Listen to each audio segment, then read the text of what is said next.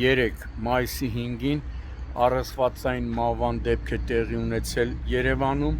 ժամը 12:00-ի սահմաններում ներքին գործերի նախարարության ոստիկանության համայնքային ոստիկանության գլխավոր վարչության Ավանի բաժնում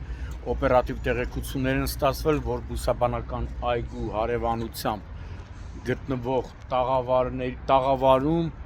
կախված կնոջ դիկա։ Դեպքի վայր են ժամանել համայնքային ոստիկանները բաժնի պետ Անդրանիկ Շահբազյանի գլխավորությամբ։ Տեղում պարզվել է, որ տեղեկությունը հավաստի է։ Դեպքի մասին համայնքային ոստիկանությունից տեղեկությունը փոխանցել են Հայաստանի քննչական կոմիտեի, Երևան քաղաքի քննչական վարչության,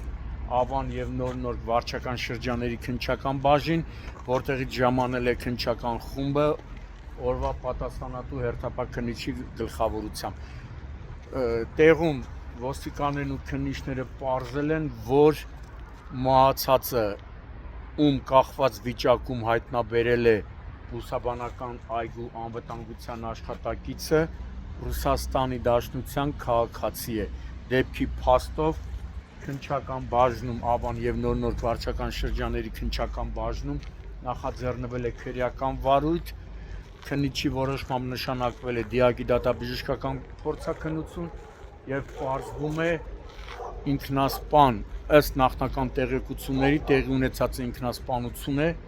պարզվում է մահացած ռուս կնոջ ամբողջական տվյալները։